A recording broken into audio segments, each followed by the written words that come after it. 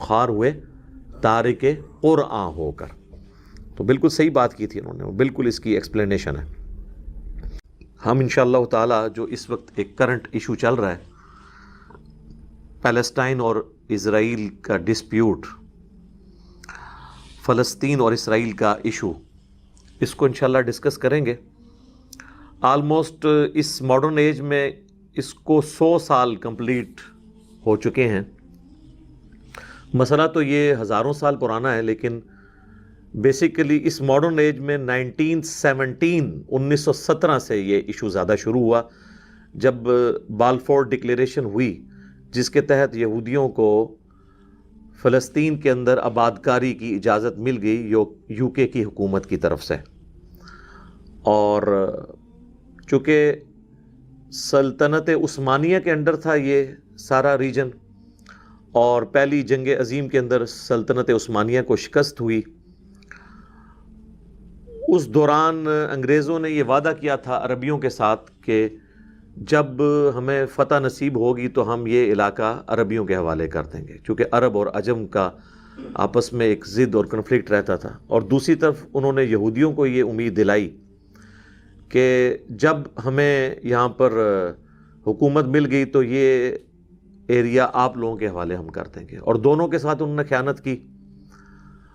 اور اپنے پاس رکھ لیا. پھر خیر یو این او میں جب یہ مسئلہ گیا تو یو این او نے، اقوام متحدہ نے یہ ڈیسائیڈ کیا کہ 2 ریاستیں بنائی جائیں، ایک مسلمانوں کی اور ایک یہودیوں کی. لیکن وہ امپلیمنٹ نہیں ہو سکا. دونوں طرف سخت مزاج لوگ تھے جنہوں نے اس کو ایکسیپٹ نہیں کیا، اور اسرائیل کا پلڑا بھاری رہا. 1948 میں جیوز نے اسرائیل نام کا ایک ملک قائم کر لیا، اور 1967 میں جب عرب ملکوں کے ساتھ اس کی جنگ ہوئی تو اس کا ایریا بڑھ گیا، اور آلموسٹ 6 دنوں کے اندر پوری عرب دنیا کو اسرائیل نے شکست دے کے اپنی دھاک بٹھا لی. اور اس وقت سے اسرائیل کی دہشت گردی جو ہے وہ روز بروز بڑھتی جا رہی ہے. باقی اگر آپ کو ہسٹری کا شوق ہے نا، تو پچھلے دنوں میں ڈاکٹر اسرار صاحب رحمہ اللہ تعالیٰ کی تفصیلی ویڈیوز پرانی جو ریکارڈڈ ہیں اس ٹاپک کے اوپر اپلوڈ ہوئی ہیں. آج میرا خیال ہے ہم اس کی تفصیل میں نہ جائیں، ورنہ اس پہ 15-20 منٹ ہمارے لگ جائیں گے. بس ایک چیز میں ضرور بتا دوں گا، اور وہ ہے کہ وہ جو جگہ ہے وہ دنیا کے 3 مذاہب،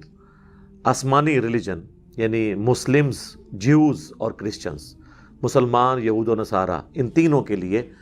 ایک رسپیکٹیبل جگہ ہے اور رسپیکٹیبل پرسنالٹیز کے ساتھ وہ اٹیچ ہے. اسی وجہ سے وہاں پر تینوں مذاہب کے ماننے والے لوگ جانا اپنے لیے سعادت سمجھتے ہیں. لیکن اس میں کوئی شک نہیں ہے کہ وہ ٹاپ آف دا لسٹ اگر کسی کے لیے حرم کا درجہ رکھتی ہے تو وہ یہودی ہیں، اور اس میں کو ایگزسٹ کرنا چاہیے. میرا تو پوائنٹ آف ویو یہی ہے کہ جو سیدنا عمر رضی اللہ تعالیٰ عنہ نے یہودیوں کے اوپر احسان کیا تھا اور انہیں اجازت دی تھی وہاں پر آنے کی، اس کو اسی طریقے سے کنٹینیو کرنا چاہیے تھا، اور معاملات اتنے بگڑنے نہیں چاہیے تھے. لیکن یہودیوں نے بھی اس کا ناجائز فائدہ اٹھایا بعد میں، اور آج آپ دیکھ رہے ہیں کہ مسلمانوں کا وہاں پر قتل عام ہو رہا ہے، اور بعض انوسینٹ یہودی بھی اس میں مارے جاتے ہیں. عام پبلک تو نہیں چاہتی کہ وہ کنفلکٹ ہو. بہرحال اس کو آپ یہ سمجھ لیں کہ اس وقت اگر آپ ایریل ویو دیکھیں نا اس کا، اس پہاڑ کا جسے حرم کہتے ہیں جیوز، ہمارے لیے بھی حرم کی جگہ ہے. مسلمانوں کے جو 3 بڑے بڑے حرم ہیں ان میں سے ایک وہ ہے. بخاری اور مسلم دونوں میں حدیث ہے، اللہ کے محبوب صلی اللہ علیہ وآلہ وسلم نے فرمایا 3 مسجدوں کے سوا کسی اور مسجد کی طرف اپنے کجاوے نہ کسو، ایکسٹرا آرڈنری ثواب کی نیت سے اس کا سفر اختیار نہ کرو مسجد کے طور پہ. ویسے تو آپ سفر اختیار کر سکتے ہیں، یعنی یہ نیت کرنا کہ فلاں جگہ ایسی جگہ ہے جہاں پہ نماز پڑھنے کا ثواب زیادہ ہے سوائے 3 مساجد کے. نمبر 1 بیت اللہ یا مسجد الحرام،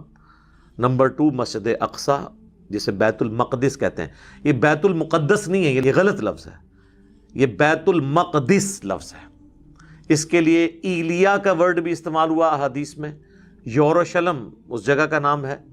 مسجد اقصی، یہ سب ایک ہی جگہ کے نام ہیں. اور تیسرا آپ صلی اللہ علیہ وآلہ وسلم نے فرمایا کہ میری جو مسجد نبوی ہے یہ 3 ان مساجد میں سے ایک مسجد ہے۔ بل مسلمانوں کے لیے ایک اہمیت کی جگہ ہے وہ۔ مسلمانوں نے سیدنا عمر رضی اللہ تعالیٰ عنہ کے دور میں جنگ یرموک کی کامیابی کے بعد جب رومن امپائر کا زور ٹوٹ گیا تو اس شہر کا محاصرہ کر لیا تھا، اور یہ ایک پیس ٹریٹی کے تحت مسلمانوں کے حوالے ہوا تھا۔ یہ شہر، اس پہ قبضہ تھا کرسچنز کا، اور آلموسٹ سمجھ لیں ان کا قبضہ تھا 600 سال سے، آلموسٹ 600 سال ہو چکے تھے اس وقت تک، کیونکہ نبی صلی اللہ علیہ وآلہ وسلم کی پیدائش ہوئی ہے 571 عیسوی میں، اور 70 عیسوی میں آپ کی پیدائش سے 500 سال پہلے ٹائٹس نام کا ایک بادشاہ تھا رومن امپائر کا، بت پرست، جس نے یروشلم کے اوپر حملہ کیا۔ 1,33,000 یہودیوں کو ایک دن میں اس نے قتل کیا، اور اتنوں کو ہی اس نے قیدی بنایا، اور باقی لوگوں کو وہاں سے نکلنے کا موقع مل گیا۔ ان کا ڈائسپورا شروع ہو گیا، جسے کہتے ہیں انتشار، یعنی پوری دنیا میں پھیل جانا۔ تو یہ مختلف ملکوں میں جا کے آباد ہوئے ہیں، ان کو کسی ایک جگہ کسی نے رہنے نہیں دیا، اس لیے ان کی خواہش تھی کہ ہم اپنے اسی مسکن کی طرف واپس جائیں جو ہمارے آباء و اجداد کا مسکن ہے، سیدنا ابراہیم علیہ السلام کا، سیدنا اسحاق علیہ السلام کا۔ اور بالآخر ان کی کوشش آ کے یہ سلطنت عثمانیہ کے ٹوٹنے کے بعد کامیاب ہوئی، بلکہ سلطنت عثمانیہ توڑوائی ہی اس لیے گئی کہ تاکہ ان کو ایک موقع مل جائے۔ بہرحال سیدنا عمر کے دور میں جب یہ مسلمانوں کے حوالے ہوا تو سیدنا عمر نے اس کو انٹرنیشنل سٹی ڈکلیئر کر دیا کہ یہودیوں کو بھی اجازت ہے یہاں پر آنے کی، لیکن ٹریٹی میں یہ لکھا گیا عیسائیوں کی طرف سے کہ یہاں پہ یہودی آباد نہیں ہو سکتے،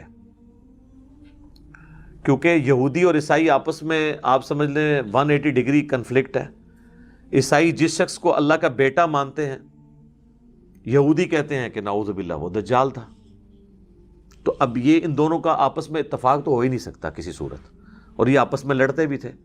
سیدنا عمر کا احسان ہے یہودیوں کے اوپر کہ انہوں نے ان کے لیے اجازت نامہ کر دیا کہ تم لوگ یہاں پہ آ سکتے ہو، آباد نہیں ہوگے، وزٹ کرو اپنے ہولی پلیسز کی، پھر واپس چلے جاؤ۔ اور پھر آلموسٹ یہ آپ سمجھ لیں پوری ہسٹری میں تقریباً 1300 سال تک یہ مسلمانوں کے پاس ہی رہا ہے۔ بیچ میں کچھ عرصہ کے لیے صلیبی جنگوں میں عیسائیوں کے پاس یہ چلا گیا، لیکن پھر صلاح الدین ایوبی نے جو ہے اس کو حاصل کر لیا۔ اوورال زیادہ پیریڈ مسلمانوں کے پاس ہی رہا، اور مسلمان جتنے بھی حکمران تھے وہ اس ٹریٹی کے اوپر قائم رہے کہ انہوں نے یہودیوں کو وہاں آباد نہیں ہونے دیا۔ البتہ یہ احسان تھوڑا تھا کہ عیسائی تو ان کو آنے نہیں دیتے تھے، تو آنے والا معاملہ تو شروع ہو گیا۔ باقی اس میں کافی ساری تفصیلات ہیں، وہ میرا آدھا گھنٹہ اس کے اوپر لگ جائے گا، ضرورت نہیں ہے۔ وہ زیادہ انٹرسٹ کی چیز ہسٹوریکلی تو ہو سکتی ہے، لیکن اس وقت جو ڈسپیوٹ چل رہا ہے اس میں اس کا کوئی لینا دینا نہیں ہے۔ صرف میں ایک نقشہ آپ کو بیان کر دیتا ہوں مسجد اقصیٰ کا، کہ اگر آپ ایریل ویو سے دیکھیں، مسجد اقصیٰ جو ہے وہ اس طریقے سے لمبائی کے رخ ہے، اور اس کے کارنر کے اوپر ایک گنبد بنا ہوا ہے ڈارک گرین کلر کا، اور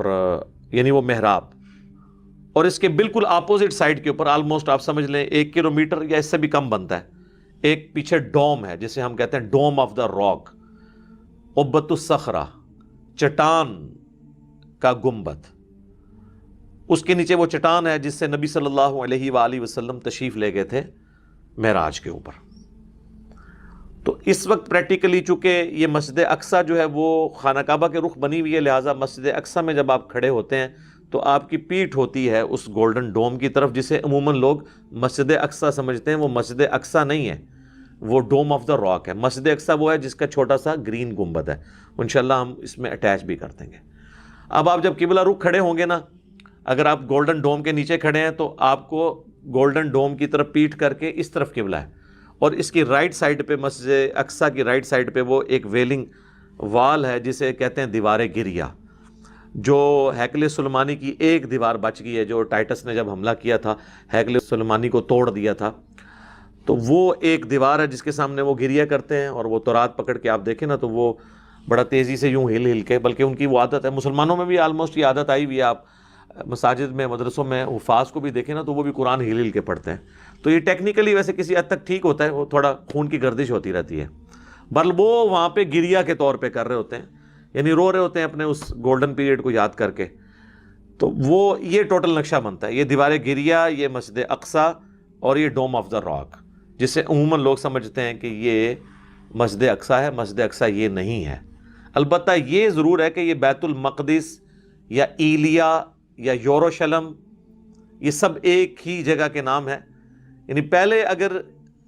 ان 17 مہینوں کو کنسیڈر کیا جائے جو صحیح بخاری میں آتا ہے کہ نبی علیہ السلام نے بیت المقدس کی طرف رخ کر کے نماز پڑھی، تو وہ اسی چٹان کی طرف ہی رخ ہوتا تھا۔ مسجد اقصی اس وقت جو آپ کو نظر آ رہی ہے نبی علیہ السلام کے مبارک زمانے میں نہیں تھی، یہ بعد میں بنی ہے۔ اسے ایک دور کی مسجد کے طور پہ ایک لفظ استعمال ہوتا ہے اقصی، تو دور کی مسجد، بیسیکلی وہی ڈوم آف دا راک جو ہے نا، وہی ایک سمجھ لیں آپ قبلہ ہوتا تھا، وہ چٹان ہی۔ جس طرح خانہ کعبہ شریف میں بھی آپ چلے جائیں تو ایک چوکور عمارت ہی ہے، اس کے اندر کچھ پڑا تو نہیں ہوا، ایک اللہ نے ڈائریکشن مقرر کر دی ہے۔ اور بخاری اور مسلم دونوں میں حدیث ہے، حضرت ابو ذر غفاری رضی اللہ تعالیٰ عنہ نے نبی علیہ السلام سے پوچھا کہ دنیا میں سب سے پہلے کون سی مسجد بنائی گئی تھی؟ تو نبی صلی اللہ علیہ وآلہ وسلم نے فرمایا مسجد الحرام۔ تو انہوں نے پوچھا اس کے بعد، تو آپ نے فرمایا مسجد اقصی، یعنی وہ یوروشلم یا ایلیا۔ اور پھر انہوں نے پوچھا کہ ان دونوں کے درمیان کتنا گیپ ہے ٹائم کا؟ تو آپ نے فرمایا 40 سال، یعنی یہ 40 سال بعد بنی ہے۔ تو اس سے یہ پتہ چلا کہ یہ جو بیت اللہ ہے یا مسجد اقصی یا آپ اسے یوروشلم کہہ لیں یا بیت المقدس کہتے ہیں، یہ لفظ بیت المقدس ہے، مقدس نہیں، مقدس، تو یہ یعنی حضرت آدم علیہ السلام کے زمانے سے ہی ایگزسٹ کرتے ہیں۔ بیچ میں بنی اسرائیل کی خواہش کے اوپر قبلہ جو ہے وہ بیت المقدس کیا گیا، اصل میں قبلہ حضرت آدم علیہ السلام کا بھی بیت اللہ تھا جو مکہ کے اندر ہے، اور حضرت ابراہیم علیہ السلام کا بھی قبلہ وہی تھا۔ حضرت ابراہیم علیہ السلام کے بعد بنی اسرائیل کی خواہش کے اوپر وہ قبلہ اس طرف ہوا۔ نبی صلی اللہ علیہ وآلہ وسلم کی خواہش تھی کہ قبلہ واپس سے ابراہیمی ہو جائے، اور وہ سورۃ البقرہ کے میں آپ دیکھ لیں دوسرے پارے کے آغاز میں بڑی ڈیٹیل اللہ تعالیٰ کی طرف سے ارشاد ہے کہ نبی صلی اللہ علیہ وآلہ وسلم کا چہرہ مبارک ہم آسمان کی طرف اٹھانا دیکھ رہے ہیں، عنقریب ہم تمہیں اسی قبلے کی طرف کر دیں گے،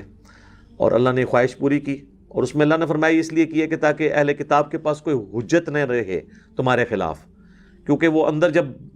بیٹھتے تھے تو کہتے تھے اگر یہ ابراہیمی ہوتا تو یہ ہمارے قبلے کی طرف منہ کر کے نماز کیوں پڑھ رہا ہے، اور جب قبلہ چینج ہو گیا تو کہنے لگے اچھا ابھی تک تو تم موسیٰ کے قبلے کی طرف سے اب تم نے قبلہ ہی بدل دیا۔ تو ایک ٹکٹ میں دو مزے کرتے تھے، اسی لیے پھر آغاز ہوا نا دوسرے پارے کا، سَيَقُولُ السُّفَهَاءُ، عنقریب بے وقوف لوگ کہیں گے کہ قبلہ کیسے بدل گیا۔ یعنی اللہ تعالیٰ نے بھی جو ایشو کو ایڈریس کیا تو وہ ایک ایشو ایڈریس ہوا ہے، دوسرا اپنی جگہ باقی ہے، اس کو ایڈریس کرتے تو یہ کھڑا رہتا۔ تو دنیا میں جو لوگ ٹروتھ لور نہیں ہوتے نا، آپ ان کو شکست اس حوالے سے نہیں دے سکتے کہ ان کے سارے وسوسے سیٹل کرتے ہیں، کسی حد تک ہی سیٹل کر سکتے ہیں۔ بہرحال وہ قبلہ نبی علیہ السلام کی مبارک خواہش کے اوپر دوبارہ سے بیت اللہ بن گیا، اور اس کو سپورٹیو وہ آیت بھی ہے سورہ آل عمران کی جو آیت ہے نا 96 نمبر، اللہ تعالیٰ نے فرمایا اعوذ باللہ من الشیطان الرجیم ان اول بیت وضع للناس للذی ببکۃ مبارکا وہدی للعالمین، پہلا گھر بے شک جو لوگوں کے لیے مقرر کیا گیا وہ ہے جو بکہ کے اندر ہے۔ یہ بکہ اور مکہ یہ ایک ہی شہر کی دو آپ سمجھ لیں پروننسیشن ہے، جس طرح ہمارے پڑوسی ملک میں بامبے اور ممبئی میم کے ساتھ بھی بولا جاتا ہے اور با کے ساتھ بھی، یہاں پہ بھی مکہ اور بکہ دونوں۔ وَهُدًى لِّلْعَالَمِينَ، اور یہ ہدایت کا نشان ہے سارے جہان والوں کے لیے، یعنی ایک مرکز ہے۔ فِيهِ آیاتٌ بَيِّنَاتٌ، یہاں پر کھلی نشانیاں ہیں، مقام ابراہیم جن میں سے ایک مقام ابراہیم ہے، وَمَن دَخَلَهُ كَانَ آمِنًا، جو اس میں داخل ہوا وہ امن والا ہو گیا، وَلِلَّهِ عَلَى النَّاسِ حِجُّ الْبَيْتِ، اور لوگوں پر اللہ کا حق ہے کہ وہ اس گھر کا حج کریں، مَنِ اسْتَطَاعَ إِلَيْهِ سَبِيلًا، جو کہ استطاعت رکھتا ہے اس کی طرف سفر کرنے کی، وَمَن كَفَرَ فَإِنَّ اللَّهَ غَنِيٌّ عَنِ الْعَالَمِينَ، اور جو کوئی کفر کرے گا تو اللہ تعالیٰ بے پرواہ ہے تمام جہان والوں کہ اگینسٹ اللہ کو کسی کی پرواہ نہیں ہے، یہ لوگوں کی ضرورت ہے۔ اس سے بھی پتہ چلا کہ ہمارا جو اول قبلہ ہے وہ خانہ کعبہ ہے۔ لہٰذا یہ ایک غلط العام ہے جو ہم کہتے ہیں کہ قبلہ اول بیت المقدس ہے یا مسجد اقصیٰ یا یروشلم یا ایلیا، وہ ہمارا قبلہ اوسط ہے، درمیانی قبلہ۔ قبلہ اول اور قبلہ آخر دونوں خانہ کعبہ شریف ہے، اور یہ یعنی ایک مت ٹوٹنی چاہیے۔ قبلہ اول اسے نا ویسے تو کہا جاتا ہے، وہ اس لیے کہا جاتا ہے کہ 17 مہینے نبی الاسلام نے چونکہ اس طرف نماز پڑھی ہے، لیکن نبی الاسلام جب اس خواہش کا اظہار کر رہے تھے کہ ابراہیمی قبلہ ہو جائے، اور نبی الاسلام ابراہیمی دین پہ ہیں اور ہم ملت ابراہیمی پہ ہیں، ملت ابیکم ابراہیم ہوا سماکم المسلمین من قبل وفی ھذا، پیروی کرو ابراہیم کی ملت کی جس نے تمہاری پیدائش سے پہلے تمہارا نام مسلم رکھا، اور اللہ تعالیٰ نے اس کتاب میں تمہارا نام مسلم رکھ دیا۔ تو جب ہم دین ابراہیمی پہ ہیں تو دین ابراہیمی کا قبلہ اول بھی خانہ کعبہ، حضرت آدم علیہ السلام کا بھی قبلہ وہی تھا۔ بیچ میں جب اس کی عمارت کی نشانات مٹ گئے، پھر اللہ تعالیٰ نے فرمایا نا ہم نے ابراہیم کو وہ جگہ دکھا دی، تو دوبارہ سے انہوں نے انہی بنیادوں کے اوپر قبلے کو کھڑا کیا۔ ہے یہ حضرت آدم علیہ السلام کے زمانے سے، کیونکہ جب سے پہلا انسان دنیا میں موجود ہے اس نے اللہ کی بات تو کرنی ہے، کسی طرف رخ تو کرنا ہے، تو وہ اللہ نے مقرر کیا ہوا تھا۔ تو قبلہ اول اور قبلہ آخر یہ دونوں ہیں خانہ کعبہ شریف۔ بیت المقدس ہمارے لیے قبلہ اوسط ہے، درمیانی پیریڈ کا، ٹرانزیشن پیریڈ کا، کچھ عرصے کے لیے ایک کامن ٹرم کے طور پہ 17 مہینے کے لیے، صحیح بخاری میں آتا ہے، وہ قبلہ مقرر کیا گیا تھا تاکہ ایک نیگیٹو سائیکالوجی یہودیوں کی طرف سے پیدا نہ ہو جائے، وہ سمجھیں کہ یہ بھی موسیٰ علیہ السلام کے ماننے والے ہیں، بنی اسرائیل کی شریعت کی ہی کنٹینیوشن ہم اس کو مانتے ہیں، یہ اس کے پیچھے حکمت تھی۔ اب ایسی صورتحال میں جو عام مسلمان ہیں نا وہ گلٹ کا شکار ہے، ان کے دل کے اندر ایک غم کی کیفیت آتی ہے کہ جی ہمارے اوپر کیا ذمہ داری ہے، جہاد تو نہیں فرض ہو چکا، قتال فرض تو نہیں ہو چکا، اور آپ کو پتہ کتنی این جی اوز جو ہیں، نان گورنمنٹ آرگنائزیشن یا ان کو نان اسٹیٹ ایکٹر کہہ لیں، وہ لوگ انہوں نے تو بھرتیاں بھی شروع کر دی ہیں مجاہدین کی، اور جا کے ہم جہاد کریں گے۔ اور ظاہر ہے جہاد کی خواہش تو ہر مسلمان کے دل میں ہوتی ہے، قتال جہاد کا اعلیٰ ترین درجہ ہے، اور یہ اسلام کی ہائیسٹ گڈ، سمم بونم، جو ایمینول کانٹ کی فلاسفی میں ہائیسٹ گڈ اسلام کی چوٹی ہے۔ حتیٰ کہ بخاری و مسلم دونوں میں حدیث ہے، اللہ کے محبوب صلی اللہ علیہ وآلہ وسلم نے فرمایا میری خواہش ہے میں اللہ کی راہ میں قتل کیا جاؤں، پھر زندہ کیا جاؤں، پھر قتل کیا جاؤں، پھر زندہ کیا جاؤں، پھر قتل کیا جاؤں، پھر زندہ کیا جاؤں، پھر قتل کیا جاؤں۔ صحیح مسلم میں ایک اور حدیث ہے، جس کے دل میں شہادت کی تمنا نہیں ہے وہ منافقت کی شاخ پہ مرا، یعنی مسلمان کے ایمان کا حصہ ہے اللہ کے لیے جان دینا۔ شہید کون ہوتا ہے؟ جو گواہی دیتا ہے پریکٹیکلی مر کے کہ جس دین کا میں بلیور ہوں اس کے لیے اپنی جان بھی دے دوں گا۔ اور اس میں ایک اللہ نے آسانی رکھی ہے، صحیح مسلم میں ہی ایک اور حدیث ہے کہ آپ صلی اللہ علیہ وآلہ وسلم نے فرمایا جس شخص کے دل میں شہادت کی تمنا ہوئی اور اسے بسترے پر بھی موت آ گئی عام حالت میں، اللہ کے حضور وہ شہید لکھا جائے گا، بشرطے کہ اس کے دل میں تمنا ہوئی، یہ شرط ہے۔ تو ظاہر مسلمانوں کے دلوں میں تمنا تو موجود ہے، اور پھر ہمارے علماء جن کے بچے تو خود یورپ اور امریکہ میں پڑھتے ہیں، لیکن جمعے کی تقریروں میں ہمارا خون کروانے کے لیے تو ماشاءاللہ ان کی خدمات حاضر ہیں، وہ بھی لوگوں کو کہتے ہیں جناب نکلو نکلو نکلو، اور اس سے پھر لوگ سوچتے ہیں کہ پتہ نہیں ہم گنہگار تو نہیں ہو رہے۔ جناب آپ کوئی گنہگار نہیں ہو رہے، یہ آپ کی رسپانسبلٹی نہیں ہے، یہ ذہن میں رکھیے گا۔ لہٰذا جتنی جہادی تنظیمیں ہیں یا اس طرح کے علماء قرآن سے جتنی آیات پیش کر کے نبی علیہ السلام کے مبارک زمانے کی، اس زمانے میں تو ہجرت فرض کر دی گئی تھی، اور نبی علیہ السلام کے ہاتھ مضبوط کرنے کے لیے یہ حکم دیا گیا تھا سب لوگ مدینہ شریف آئیں، جو ہجرت نہیں کریں گے منافق ڈکلیئر ہوں گے۔ اسی کانٹیکسٹ میں ہی سورہ نساء میں آیات ہیں کہ تم لوگ غریب لوگ جو کافروں کے قبضے میں ہیں اور اللہ سے دعائیں کرتے ہیں ان کی مدد کے لیے کیوں نہیں جاتے؟ ان آیات کو لے کے آج کے دور میں اپلائی کرنا، ان مسلمانوں کا کرنا جو ایک دوسرے کا گلا کاٹتے ہیں، تو ان کی کریڈیبلٹی کہاں تک ہے؟ اس وقت تو مسلمانوں کی تعداد تھوڑی تھی، تو ہر بندے کے اوپر جہاد کرنا فرض تھا۔ سیدنا عمر نے اپنے دور خلافت میں کوئی ایک جنگ بھی لڑی ہے؟ تو یہ آیات ان کو بھول گئی تھی، اس لیے کہ انہوں نے جنگ کے لیے فوج قائم کر دی تھی، کوفے کو فوجی چھاونی ڈکلیئر کر دیا تھا. قادسیہ اور یرموک میں سیدنا عمر خود نہیں گئے ہیں, آپ نے فوج روانہ کی ہے. تو آج بھی یہ فوج کا کام ہے, کسی جہادی تنظیم کا نہیں ہے کہ وہ پرائیویٹ مجاہدین بھرتی کرے اور ان کو وہ صحابہ کرام کے بارے میں بتائے. اور یہ بھی آج ایک آپ متھ دور کر لیں, جو لوگ کہتے ہیں نا کہ جی وہ صحابہ کرام کا ایمان بڑا مضبوط تھا, ایمان مضبوط ہو تو آپ کے پاس اسلحہ کم بھی ہو تو کوئی مسئلہ نہیں ہے, آپ ٹکرا جائیں. میرے بھائی یہ بھی آپ بالکل غلط بات کر رہے ہیں. اس کی وجہ یہ ہے کہ صحابہ کرام اگر تلوار لے کے جاتے تھے نا تو سامنے والے کے پاس بھی تلوار ہی ہوتی تھی, تھا کہ نہیں؟ برابر ہی ہوتا تھا نا. آپ یہ کہہ سکتے ہیں کہ ادھر تعداد تھوڑی تھی ادھر تعداد زیادہ تھی, یہ نہیں ہوتا تھا کہ یہاں سے وہ تلوار لے کے گئے ہیں اور سامنے سے بندہ گولی لے کے آ گیا. وہ تو میں کہتا ہوں آپ اس بات کو آپ نے گستاخی نہیں شمار کرنا. چلے میں صحابہ کرام کی مثال نہیں دیتا ہوں, میں کہتا ہوں بہت پارسا قسم کے علماء بزرگان دین یا ان سے بھی بڑے مرتبے کے 1,00,000 لوگ بھی لے آئیں اور سامنے ایک یہودی فوجی کھڑا ہو جس کے ہاتھ میں کلاشن کوف یا اس سے کو لیٹسٹ اسلحہ ہو, یہ سارے تلواریں اٹھائی رہ جائیں گے تو یہ لاکھوں کی لاشیں ہی آپ اٹھا کے لے کے آئیں گے, ایک یہودی ان سب کو مار دے گا. لیکن صحابہ کے زمانے میں یہ نہیں تھا. اگر وہ رومن سے یا پرشین سے لڑے ہیں نا تو ایک تلوار کے مقابلے پہ دوسرا جب بندہ آتا تھا تو ایک تلوار کے مقابلے پہ ایک تلوار ہوتی تھی, 1 to 1 مقابلہ ہوتا تھا. یہاں پہ آپ ڈنڈے, لاٹھیاں, زیادہ سے زیادہ کوئی رائفل اٹھا کے لے جائیں گے, ان کے پاس لیزر گائیڈڈ گنے ہیں, ایئر سٹرائکس ہیں ان کے پاس. تو لہذا یہ بھی کہانی کرانی اب اپنی عوام کو بند کر دیں. صحابہ کرام اور ان کے مخالفین ایک جوڑ کے تھے لڑائی میں, دونوں کے پاس ایک طرح کا اسلحہ تھا. ورنہ مجھے بتائیں آپ 1,00,000 بھی آپ تلوار والے لیں, سامنے سے ایک بندوق والا آ جائے وہ سب کو مار کے چلا جائے گا, قریب آنے ہی نہیں دے گا. تو یہ بالکل مثال دینا غلط ہے. لہٰذا آپ لوگ گلٹ فیل نہ کریں, یہ ایک باقاعدہ پوری ٹریننگ کے ساتھ جو فوجی لوگ ہیں جن کو آج کی ٹیکٹکس پتہ ہیں وہی لوگ ہی جا کے میدان جنگ میں لڑ سکتے ہیں. باقیوں کی تو آپ کو لاشیں اٹھانی پڑ جائیں گی, الٹا وہ آپ کے لیے مصیبت بن جائیں گے جو چلے جائیں گے. اور بعض لوگوں کا دھندا کھل جائے گا کہ وہ غائبانہ نماز جنازہ پڑھا کے چندہ اکٹھا کریں گے. کئی لوگوں کی روٹی روزی بھی کھل جائے گی اس کے اوپر, اور ان کی روٹی روزی کھولنے کے لیے سب کچھ کر رہے ہوتے ہیں.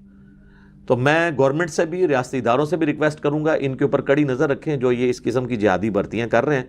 میں نام نہیں لیتا, آپ کے سامنے علماء کی ویڈیوز آئی ہوئی ہیں جی, 5,00,000 بندے جی وہ طیب اردگان کو کہہ رہے ہیں جی 5,00,000 بندہ میں دینے کے لیے تیار ہوں. ٹھیک ہے جی, اور بھائی 5,00,000 کیا تم 5 کروڑ بھی لے آؤ کچھ نہیں کر سکتے جب تک مقابلے پہ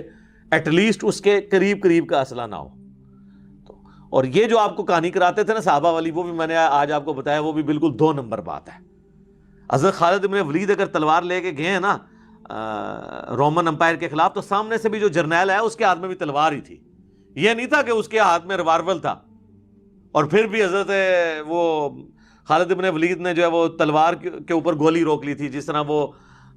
آپ کا وہ سلطان رائی جو ہے بیلچے کے اوپر گولیاں روک لیتا تھا. اس طرح نہیں ہوتا. تلوار کے مقابلے تلوار تھی, برابر کا جوڑ تھا. آج نہیں ہے نا یہ برابر کا جوڑ. آج ہم تلوار یا ڈنڈے لے کے چلے جائیں سامنے سے تو وہ بھون کے رکھ دیں گے, اور ایئر سٹرائک کریں گے تو کارپیٹ بمنگ کر کے سب کچھ. یہ میں آپ کو ڈرا نہیں رہا, میں ریالٹی بتا رہا ہوں, یہ حقیقت ہے.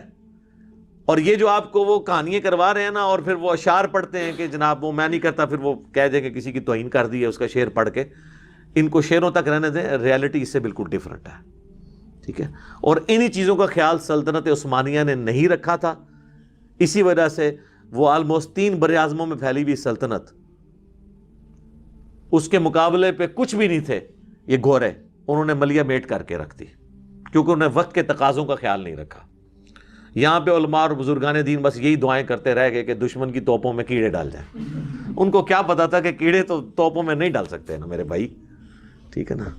تو یہ انہی چکروں میں رہے. کسی نے کہہ دیا کہ جی یہ جو اسلحہ یوز کر رہے ہیں اس میں خنزیر کی چربی استعمال ہوتی ہے. ٹھیک ہے یار, تسی اس اسلحے دے اوتے کھلو کے نماز پڑھنی ہے. تو اس طرح کی باتیں کر کر کے نا سلطنت عثمانیہ کی ناکامی کی چند بڑی وجوہات میں سے ایک یہ بھی تھی کہ وقت کے تقاضے وہ نہیں بھانپ سکے تھے. تو ان چیزوں کو بھی دیکھنے کی ضرورت ہے. یہ جو آپ کو کہتے ہیں نا چڑھ دوڑے ان کے اوپر, کچھ بھی نہیں ہونا میرے بھائی. اس طرح کرنے سے کچھ بھی نہیں ہونا. آپ عقل کے ناخن رہیں, جو صحیح بات ہے. باقی عوام الناس تو میرے بھائی ذمہ داری پوری کر رہی ہے. ہم صابن کی ٹکیا سے لے کر اپنی ماچس سے لے کے اپنے موٹر بائک کے پیٹرول سے لے کر ایک ہمارے ناردرن ایریا کی چوٹی پہ بیٹھا ہوا ایک غریب آدمی جس کے لیے 1 لیٹر مٹی کا تیل خریدنا بھی ایک ایشو ہے، اور وہاں پہ وہ لکڑیاں جوڑ کے اس پہ مٹی کا تیل ڈال کے اپنی ہنڈیاں پکاتا ہے، وہ بھی اتنا ہی ٹیکس دے رہا ہے مٹی کے تیل کے اوپر جو یہاں پہ ہونڈا سیوک والا دے رہا ہے، یا وہ اور کون سی گاڑیاں آج کل جو مولویوں کی نظر آ رہی ہیں، V8 فارچون، من تو نام ہی نہیں آتے، اللہ شکر ہے میرے کو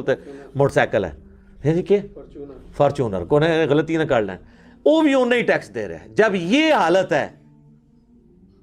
تو یہ سارے کا سارا ٹیکس جو لوگ کہتے ہیں ٹیکس نہیں دیتے، 40 انڈائریکٹ ٹیکسز ہیں جو ہر پاکستانی دے رہا ہے، آپ اس کی جیب سے اس کی اجازت کے بغیر نکال رہے ہیں، 40 کے قریب ٹیکسز، ہر چیز کے اوپر تو ٹیکس لگا ہوا ہے، تو یہ ٹیکسز سے ہی ہمارے ریاستی اداروں کے بجٹ میٹ ہو رہے ہیں۔ تو ہر پاکستانی آلریڈی جہاد میں حصہ ڈالے ہوئے ہیں، فوج میں بھی تو سارے بندے تو نہیں آگے جا کے لڑتے، آگے جو جا کے لڑ رہا ہے وہ یہ کہہ سکتا ہے یہ پیچھے جو دوسرا فوجی روٹیاں لگا کے بھیج رہا ہے اس کی کوئی قربانی نہیں جہاد اور قتال میں، بھائی وہ روٹی نہ بھیجے تو بھوکا مر جائے گا آگے، اس کی بھی ذمہ داری ہے، اور جو روٹیاں لگا رہا ہے نا اس کو آٹا کون پرووائڈ کر رہا ہے، ایندھن کون پرووائڈ کر رہا ہے، اس کو مہینے کا خرچہ کون دے رہا ہے، میں اور آپ اپنے ٹیکسز کے ذریعے، لہٰذا ہم بالکل عہدہ براں ہیں اس حوالے سے۔ عوام الناس کی ذمہ داریاں کیا ہیں وہ میں اینڈ پہ بتاؤں گا، اس حوالے سے کوئی عوام الناس کی ذمہ داری نہیں ہے کہ وہ گھر بیٹھ کے تو گلٹ فیل کرے اور کسی وہ جہادی تنظیم کے ہاتھ لگ جائے، اور کل کو FATF کی جو تلوار لٹک رہی ہے وہ لٹکتی ہوئی تلوار کسی بھی وقت پاکستان کے اوپر گر سکتی ہے، ابھی تو لٹک رہی ہے، اور پچھلے 1 دہائی کے اندر آلموسٹ ہم نے جو فوجی آپریشنز کے ذریعے کامیابیاں حاصل کی ہیں، خصوصاً ضرب عصب اور رد الفساد کے ذریعے، وہ ساری ہماری فوج کی قربانیاں پھر 0 سے ملٹیپلائی نہ ہو جائیں، یہ دوبارہ سے ایک یہ جو معاملہ اب شروع ہے، ان کو جو انٹری مارنے کا موقع مل گیا ہے نان سٹیٹ ایکٹرز کو، تو اس حوالے سے یہ ساری باتیں یعنی کرنا ضروری تھی۔ تلخ کئی ایک چیزیں ہیں جو ڈسکس کرتے وقت بعض اوقات مجھے بھی یعنی فیل ہو رہا ہوتا ہے کہ جب کوئی ایک نیا بندہ دیکھے گا وہ کہے گا یار یہ کس قسم کی باتیں کر رہا ہے، لیکن حقیقت یہی ہے۔ وہ اگلے دنوں بھی کسی نے وہ ایک لطیفہ انہوں نے مجھے بتایا، وہ شیئر کیا ہوا تھا، لیکن یہ ہے زبردست بات ہے کہ مسجد میں نماز پڑھتے ہوئے جو پہلی صف والے بابے ہیں وہ تو امریکہ کی اور اسرائیل کی تباہی کی باتیں کر رہے ہوتے ہیں، اور جو پچھلی صف والے بچے ہیں وہ امریکہ کے ویزے اور گرین کارڈ کے لیے دعائیں کر رہے ہوتے ہیں۔ تو دیکھ لیں آپ، یہ جتنے لوگ ابھی ریلیاں نکال رہے ہیں، یہ سب کچھ کر رہے ہیں، ان میں سے آپ کسی کو آفر کریں یہ سب ویزا لگا کے چلے جائیں گے، حقیقت بات ہے۔ آپ کو یہاں بیٹھ کے کہہ رہے ہیں ان کی پروڈکٹس کا بائیکاٹ کریں، یہ کہتے ہیں نا، اور خود وہاں بیٹھے ہوئے ہیں، ان کو ٹیکس دے رہے ہیں، اور ان ٹیکسز سے ان کی فوج ہمارے مسلمانوں کو قتل کر رہی ہے، تو ان کو کہ ذرا آپ قربانی کر کے واپس آ جائیں نا پاکستان، نہیں آئیں گے۔ آپ کو کیا کہہ رہے ہوں گے، ان کے پروڈکٹ کا بائیکاٹ کرتے ہیں، خود بیٹھ کے ان سے کھا رہے ہوں گے، تو یہ دوگلی پالیسی ہے۔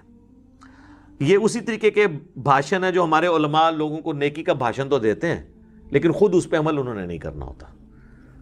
تو یہ حال ہے کہ وہ بزرگ جو ہیں وہ تو اسلام دشمن قوتوں کی تباہی کی دعا کر رہے ہوتے ہیں، اور ان بزرگوں کی اولادیں جو ہیں ان ملکوں کے ویزوں کے لیے دعائیں کر رہی ہوتی ہیں۔ ایک ہی مسجد میں آپ دیکھ لیں 2 اسٹیٹ آف مائنڈ چل رہے ہیں، اور ریالٹی یہی ہے، چاہے ہمیں بری لگے۔ اس سے بھی تلخ بات یہ ہے کہ میں اکثر کہتا ہوں کہ آپ کی والدہ یا آپ کی بیوی یا آپ کا بچہ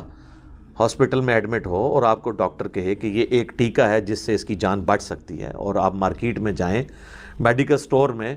ایک طرف وہ نکالے یہ اسرائیل کا یا فرانس کا یا امریکہ کا بنا ہوا ٹیکہ ہے، اور دوسری طرف مفتی اعظم پاکستان کا ہے، اور اس پہ تصویر بھی مفتی اعظم کی بنی ہوئی ہو، تو اس مفتی اعظم پاکستان وہ بریلوی ہے، دیوبندی یا اہل حدیث یا شیعہ کا جو اس کو مفتی اعظم مانتا بھی ہے، اور حافظہ اللہ اور دامت برکاتہم عالیہ اور آیت اللہ اور حافظہ اللہ کہتا ہے، وہ بھی اس کا ٹیکہ نہیں لے گا، وہ کہے گا بھائی جی رہن دو، اے ہی دیو منو۔ پھر پروڈکٹ کا بائیکاٹ کیسے ہو سکتا ہے؟ یا تو آپ اس لیول کی پروڈکٹ لے آئیں، پھر ہم بھی کہیں گے کہ بالکل پروڈکٹ کا بائیکاٹ کریں۔ یہ ریالٹیز ہیں جن کو سمجھنے کی ضرورت ہے۔ اور اسی طریقے سے اکثر آپ سنیں گے مسلمانوں سے کہ یہ کافروں کی سازش ہے جی اسلام کے خلاف۔ میرے بھائی قرآن نے پورے قرآن میں کہیں یہ رونا نہیں رویا گیا کہ کافروں کی سازش ہے اور اب رونا رو، نہیں، یہ بتایا گیا کہ کافر یہ سازش کر رہے ہیں، تم نے یہ کرنا ہے۔ یہ تو اسی طریقے سے ہے کہ کوئی شخص کہ میں فیل اس لیے ہوا ہوں کہ میرا پیپر لیا گیا، اگر میرا پیپر نہ لیا جاتا میں نے فیل نہیں ہونا تھا۔ بھئی پیپر تو لیا جائے گا، دنیا میں تو امتحان سے آپ نے گزرنا ہے۔ تو یہ کافر یا شیاطین یہ مسلمانوں کی آزمائش ہے۔ اگر آپ کہیں یہ ہو ہی نہ تو پھر تو میں جنت ہی پہنچ جانا سی، پھر تو انہوں نے بھی پہنچ جانا سی جنت ہی۔ تو انہوں نے تو سازشیں کرنی ہے۔ آپ کو یہ کہا گیا کہ آپ نے اللہ اور اس کے رسول کے ساتھ خیانت نہیں کرنی، عز و جل و صلی اللہ علیہ وآلہ وسلم۔ اس کانٹیکسٹ میں ایک آیت ہے، سورہ آل عمران کی آیت نمبر ہے 139، یہ بڑی مشہور آیت ہے، یہ غزوہ احد کے کانٹیکسٹ میں نازل ہوئی تھی۔ وَلَا تَهِنُوا، دیکھنا بے دل نہ ہونا، کمزور دلی نہ دکھانا،